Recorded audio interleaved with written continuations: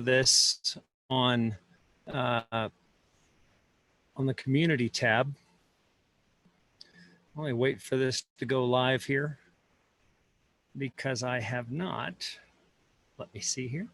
I can't see any chat because it's not even live yet. Oh, here we go. Something happened. Hey, here we are. It looks like I'm live finally. Good, good, good. I'll wait for folks to show up in here into the room. It's not going to be a long broadcast.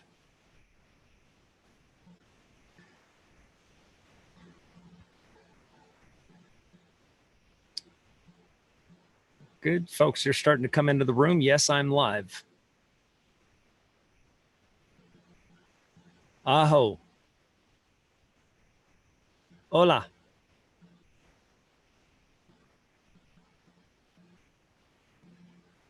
Good to see you as well. Hi, Denise Q, Becca Truly, Hillard Ward, Mrs. Dawn, Colton Perron.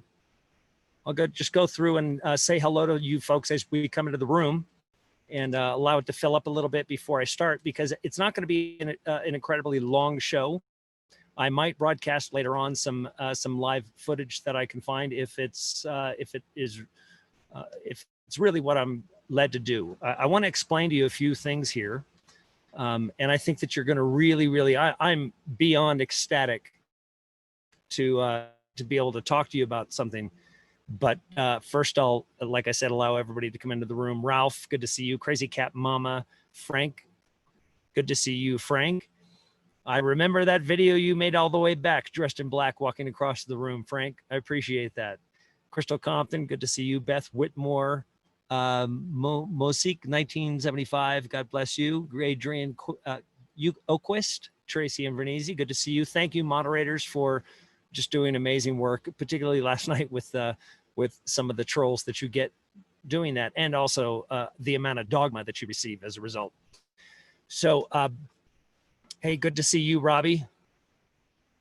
Lauren Cheatham, Patrick Ryan, Barry Fincher, T. Parks, Mark Gottlieb, Daphne Atkinson, Renee Marshall, good to see you. Trek for Truth.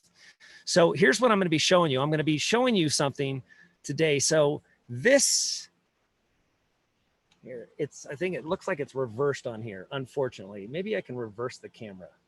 Let me see if I can reverse this camera. Let me see here, 1 second. So it shows up to you properly, because I want you to see this. I don't want it to be backwards. Let me see here. Let me see, mirror my video. There we go. Let's see if that works. Did it switch? There you go. Everlasting life, enduring faith, my old cell phone number, some scriptures. This is a book that you get in jail. EBI, I messed that up. EBI was educational based incarceration. So it's a book that is just a notebook. But I'll hold it back because I don't want you to see phone numbers and things like that. But it's,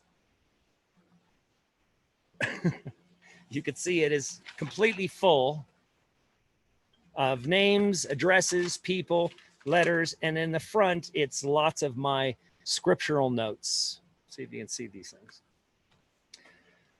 So this is a book that was buried under a bunch of stuff that came as my property and never really paid attention to. And by the way, there's the back. It's something that I drew. And I drew this many hundreds of times, and that cross itself is probably tattooed on a few thousand guys. So I'll just give you the example. It's a bladed cross because it's difficult to get there. It cuts you on all angles. That's that spinning fire. Points is the sun. The rose in the twisted serpent is that rose is trying to strangle you and prevent you from actually accomplishing that. And of course, you have that, and then my signature down there. So I wrote some notes in here, as you can see. And I want to say that, and the reason why I'm telling you about this book and what I wrote in it also will pertain to the announcement that I have, because someone from my past during the awakening who I call a very important witness. I've said many times that all of these experiences that I've always had someone that was there to witness this thing. Well, I've told you about many things that took place with me and that there was a witness, and he is one of them. Now, keep in mind that I had just met this gentleman and we had only known each other for a few weeks, our entire relationship. And our relationship began, I'm going to let him tell a lot of this story, because how we actually, that moment that we met, I can't even really remember. There was so much going on. And I describe it as that I was in a very weird supernatural bubble, that things took place around me that were inexplicable. And I needed somebody else desperately to witness them with me. Number one, so I could be confirmed that I hadn't lost my complete noodle, but I needed them to watch it and say, I just saw that. Well, this man, and hopefully he's watching right now, I just got off the phone with him. He's one of them.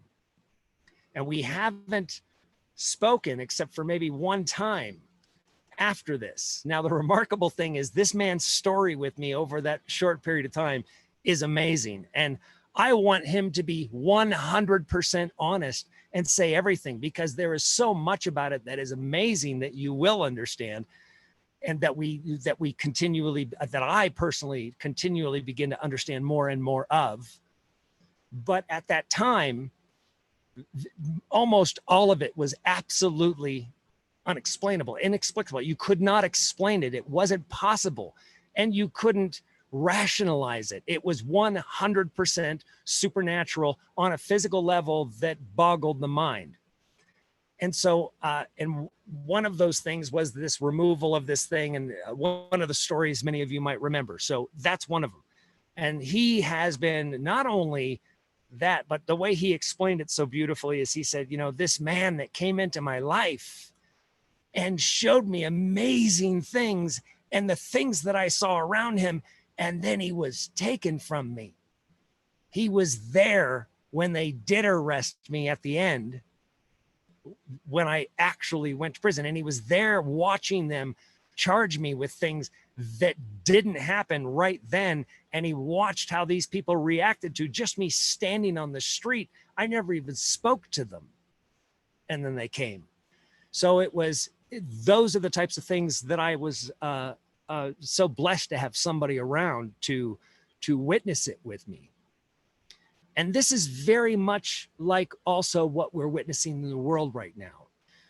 So where I said last night, and I had that we need to witness this stuff. The difference is we need to be prepared differently.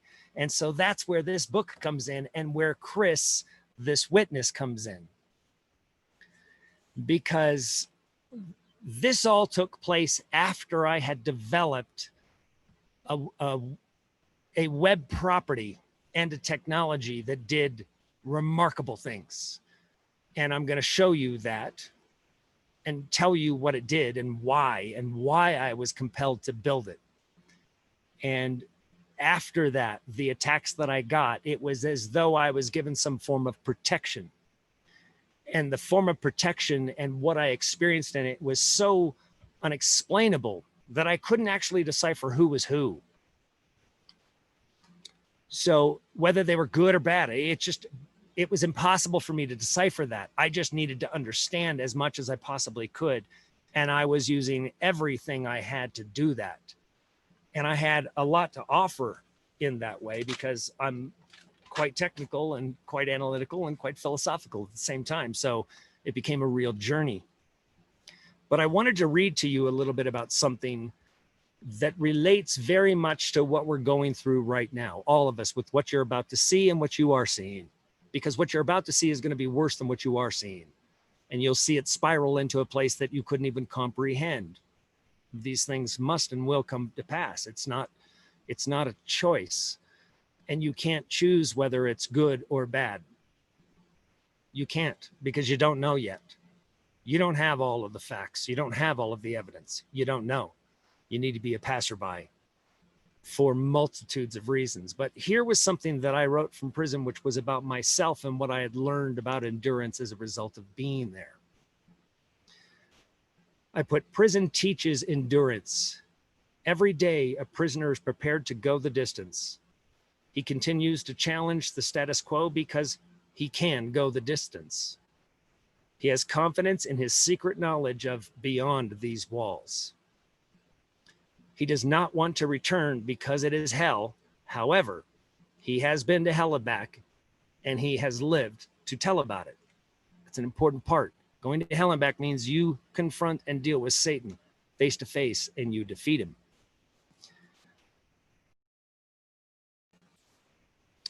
So let me find this. Now, I apologize because it's actually, there's writing on the back. So as I'm trying to read this, sometimes I just can get words confused because there's writing on the back that bleeds through. This is, you take whatever you can in prison to write on, right? And then there's also like Kool-Aid stains and smears from water and stuff because, you know, this stuff gets thrown around by the cops when they move you or abuse you or, you know, rustle and tussle your cell or whatever you go through. These things, the mere fact that they even make it out is remarkable. So I apologize if it's a little weird for me to read, and it's quite small. Got to save space. There's very, very little paper. So, and he's lived to tell about going to hell and back. This living of that nightmare journey and the strength that it builds, the enemy cannot battle against it when used by the one who now possesses that knowledge. Now, in order for these people to endure, they must become bountiful in the gates of a prison. They are built behind these walls and perfected by the grace of God on the outside. Prison teaches us that the outside world, wait, that's a word, the outside world, our life's cares, all of our life's cares are cut off from our perceived control. This is the important part, so please listen. We want to think that we can control good and bad and be shocked at the same time when awful things occur and we are angered at its circumstances. And that awful did actually happen, and you witnessed it. Prison teaches us what God has demanded that we do, which is truly surrender. And when we understand really what that means. In prison, I control nothing except how I pray, what I pray for, how often I pray, and how long my heart stays here or exits to the outside, and how much time I spend communing with God and thinking about the world. You better have all of it with you and understand it all, lest you fall on anything that you can't control in prison, like someone dying that you love.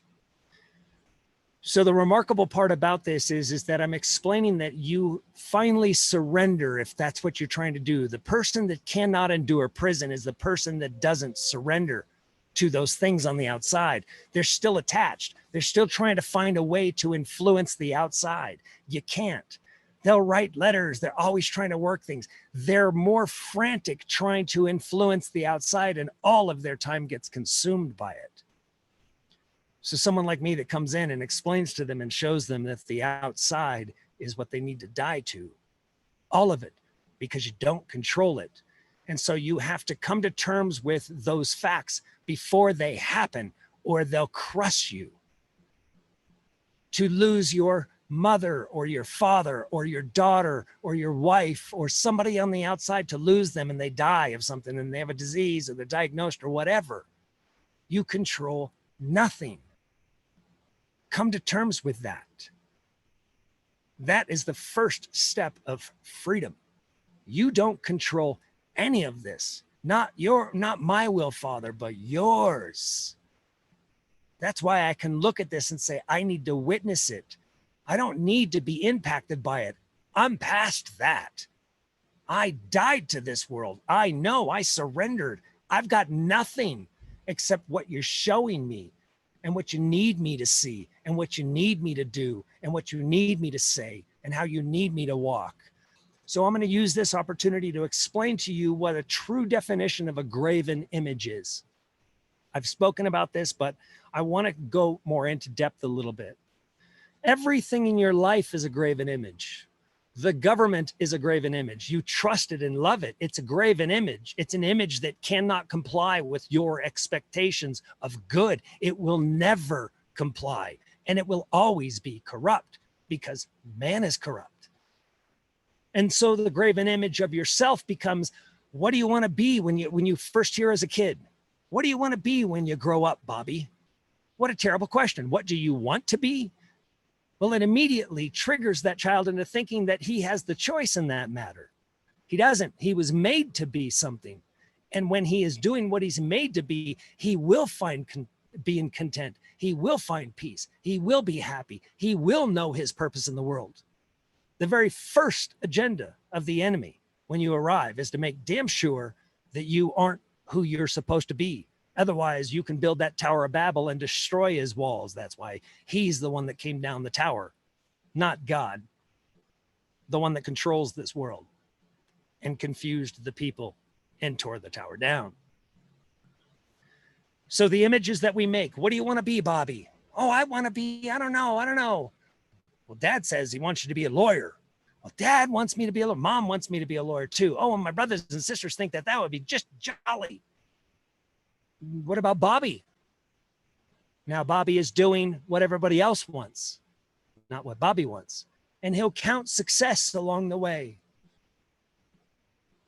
But there won't be success even when he's successful because he's not doing what he was brought here to do.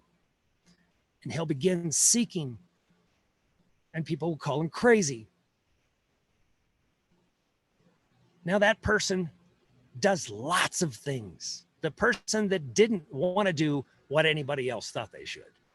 The person that sought, that seeks the kingdom, ultimately will find it. So I'm gonna tell you what this really means because I'm gonna read the last part of this. Because it's what it's talking about is what you can't control that impacts you. You lose somebody. We all need to be preparing ourselves and surrendering right now, forgiving yourself right now. You don't have an option. Surrender it all. And everything that happens, you do not have anything to do with it at this stage. The rock has been thrown into the center of a calm pond. The waves will have their way. You will not put them back in their place. That law will not be violated. Laws are laws. Whether they move and they disrupt people, they're not an evil law because they're destroying the people. If the people were actually right and they didn't have this corrupt system, the people wouldn't be in the way of those waves. They would have already known about them. Just like how the animals endure things. And if they're meant to go, they're meant to go. And something else rises up in its place and accomplishes its job. So what this is speaking of is about enduring because people are going to endure and see things that they cannot comprehend. Men's hearts will fail them for fear. Yours won't. You will mourn, you will love, and you will move on because you've already done that. You now are creating deja vus for yourself. You've already confronted death. You've confronted the death of everybody you love. And every single day you die to something new. It's a process. That is how you endure. And he who endures to the end and maintains his crown. Do you understand? The maintaining your crown is literally maintaining your mind. Not your physical brain. The brain isn't the mind. The mind is how you receive what is in this. It comes to here, it resonates from the top. You are connected. So And I can't wait for you to hear the stories of this gentleman. It's remarkable. So it's going to, I'm looking forward to refreshing the stories because I haven't heard them since. Except the little pieces that I've spoken of to you, but I'm sure he's got a lot of things that he recalls because it was everywhere and everything, and many things that we couldn't comprehend. So I wanted to tell you why this was important, because before this awakening and before I began to really see what was going on, as I was beginning to be, I would say somebody was shaking me and going, wake up. So those first shakes were me seeing things. And it was around 2013. So I'm going to share my screen here. And many of you have probably heard me talk about this, but this was a company that I made called Twicky. And Twicky was an incredibly complicated, I would call it not artificial intelligence, because it wasn't creating intelligence, but what it was doing was assembling what people were saying and extracting the notable pieces of a tweet, or the notable pieces, the factual piece. They said, wow, I just saw a bomb go off on 64th and 33rd Street or something like that.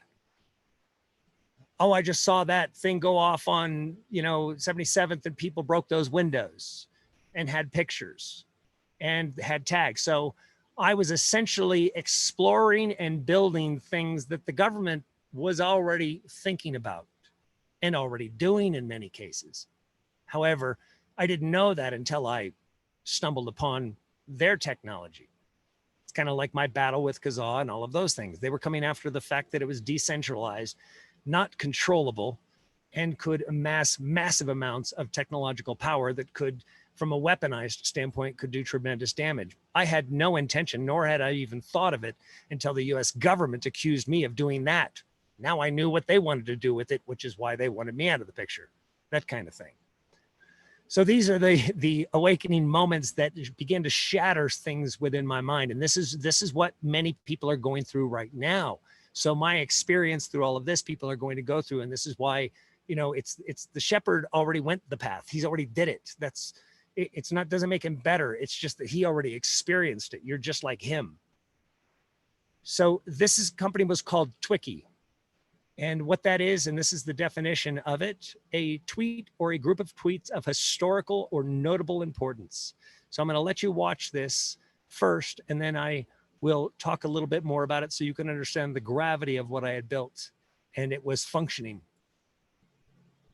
Going to allow a question from my colleague from Texas.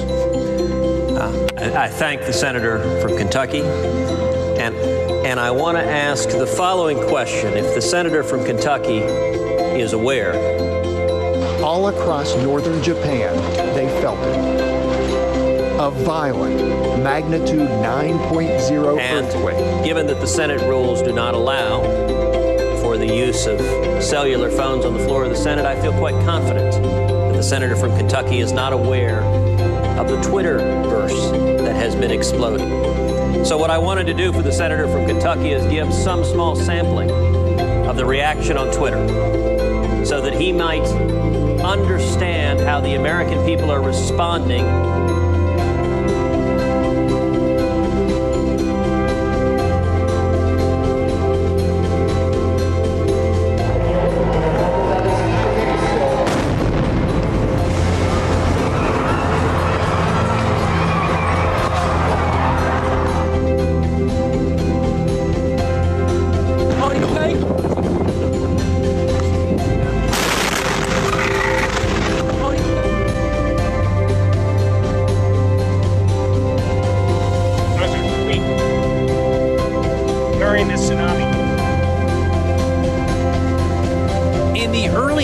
Of Monday, as U.S. forces raided Osama bin Laden's Pakistani compound, Sohaib Attar reported on Twitter that a loud bang had rattled his windows in the Pakistani town of Abbottabad. I think the technical term for what the Twitterverse is doing right now is called blowing up. That was, watch the date.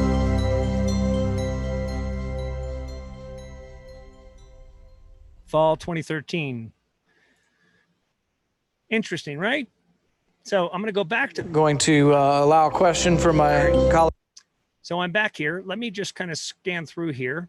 I want to show you a few things. Now, what I was showing this for at this time is because there was a filibuster taking place. Senator Rand Paul was filibustering, and for the very first time, they were reading tweets into the congressional record for the first time in history, because you're not allowed to have a device on the floor of Congress in the House. And so they were reading tweets. The first 3 tweets he read into the record were mine. I was very much on top of this, and I was monitoring because Twicky was monitoring. So I was proving out what Twicky does with this event, because the media wasn't covering and the narrative was completely different than the things that were actually taking place, even on the floor in the House. The same thing took place with the Boston bombing. As I went through and analyzed tweets going back, I was able to allow the system to take pieces of tweets and locations of those tweets and assemble the true matter of the story rather than the bullshit negative that they had fed you. And it was provable, because all of these people were disconnected voices. They were disconnected witnesses, just like a detective would come if there was a murder in the street, and he would gather 10 witnesses and he would ask them if they knew each other to make sure that they're disconnected and that they haven't spoken to each other, so they didn't influence their testimony. So that's how it functions. Let me see. So what you're seeing here is all across northern is those tweets. And I was showing that because he was discussing Twitter as being a valid source and putting that in the congressional record. And I'm showing the tsunami because what was really taking place at the tsunami was also quite different than what was taking place in the mainstream news media. You really didn't get the whole story. So you see here, I had these graphs that I had built that was taking all of the tweets, because I had access to the full API of Twitter, where my servers received every single tweet on the globe, and it copied it. Even if you delete it, I had a record of it. US Congress has the same function. So that was a very expensive purchase from Twitter. And it was only a test. So I never ultimately ended up having to pay for it, because they really kind of wiped out my ability to even build this thing. So you see that graph right there, that I was showing the proximity of tweets and what they were saying. And so you could essentially, what they're doing is contract tracing right now.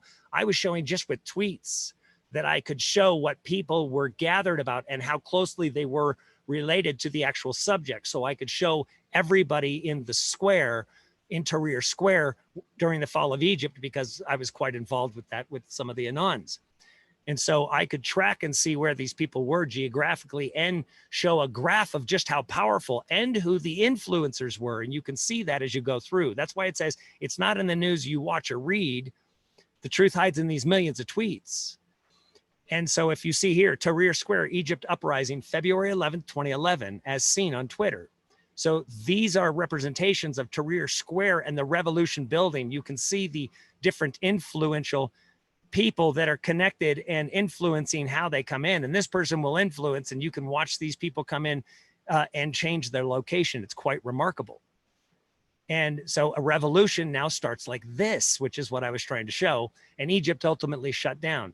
Now here is the uprising as it builds. You can see how influential this person is right here. If you can see over on the right, I don't know whether you can see my cursor, and you can see the scattered groups, but you can see how the band works and feeds the center. And this is not manipulated by people. This is literally by what these people are seeing and saying, and they become more involved. So watching this erupt is very much, you can see now how them having AI and having control, they know what people are going to do before they do it. They could stop it. So it's a factual matter that I do know for fact that they could stop it, because their programming measures are so great and their tracking ability, even before you thought. Now Google and Apple are tracking, that's BS. That's been happening since they came out with these phones. So yes, and I ran Windows Mobile at Microsoft. I had a little bit of contact with these companies. So you can see that I'm relating and showing that graph right there in the center. Combine those tweets, convey a truth you might not ever have heard, because these people are seeing the same thing. And this took place at the Boston bombing. And through the tweets, Twicky was able to decipher that the people that were involved in setting this bomb up, this was a planned exercise, and it was provable by the tweets, because some of the runners, professional runners, were getting messages 6 months prior, letting them know, hey, don't be alarmed if you have bombs go off. They've got some fake things that are going on for practice. So they were telling them 6 months prior. So the story and who they were and what took place was completely debunked by this stuff. And it's all factual, time-stamped, forensic, basically forensic extraction of the tweet itself. You can't, even if it's deleted, I had the forensic proof. Nothing is more truthful than thousands of disconnected voices speaking the same truth. You have 3,000 people say that they saw Bob running, or the guy running that's 6 foot tall, black hair and a red backpack. And the news press tells you that it was a lady that's 4'11" and she's angry and something else. You know, it's complete BS. And as a result, it doesn't allow secrets anymore. And so, like during the tsunami, what really happened? This illustration that you see right here is the actual illustration that I was able to extract of all of the tweets going between people connecting, or on people that they were following and such, here between the US and Japan during that. And this was literally within 30 minutes. Just within 30 minutes. That was just 30 minutes of tweets. So imagine the amount of information when you could eliminate the static of it and extract just the meaningful statements about what happened. And that's also what took place with Osama bin Laden's raid. We knew instantly what was going on. We knew who was in the neighborhood. We knew the doctor that was tweeting. We knew everybody, because they were all tweeting under false pseudonym accounts, including Osama bin Laden himself. Yeah, just under pseudonyms. And the way that they hid, they used Twitter to communicate. They would create multiple accounts in an algorithm. So it would be at J2561755 and the next one 766, and they would have different accounts. They would respond with different ones, and they never had to confirm an email because the account would publish the tweet before a confirmation of email. So things like this. Now you see here that Attar, he's the one that told the story, and this is why I said it's not their story anymore. It's your story. I was empowering people to tell the story, and that right there on Twitter, that graph is what the fall of Egypt looked like when Mubarak stepped down. They had shut off the internet, and Anons turned it back on in Egypt. And this is what we saw when it was turned back on. It was remarkable. And so there you see the molding of all of the, and the revealing. The elephant with the wings is, elephants have amazing memories, and it was obviously worldwide. Well, amazing things happen with that. Let's just say they didn't like it very much. And it is most likely the very reason why I was even put in prison in the first place. Of course, under different guise. But that's what it was. Because when I spoke to extremely high levels of the government at the time in the State Department, and they were having trouble, I was trying to figure out if somehow Twiggy could help them find out about these terrorists in these different towns and stuff. And they were more concerned about asking me how they avoided Twiggy. And my response was, stop lying. That didn't go over too well. So I just wanted you to hear that and understand that, again, as I say that we're witnessing this, and as you hear these things that I talk about, I'm not here for any other reason but to inform what I've witnessed and to also hear from you as witnesses. So you can see this. You need to be prepared, and you need to begin also surrendering. This is what you need to do to allow yourself to be functional in the capacity that you need to be functional in. Because if you're here and you're listening to me, your function is not to go by the wayside. You have a job. There's something that you need to be doing in this. And it doesn't have to be big. It can be small. It can be you just taking care of your neighbor because you know she'll never endure. And if you go down with that person together, that's the most beautiful thing you can do. Teach them how to live in peace and go in peace, because you do not get to decide what happens next. You do not influence it.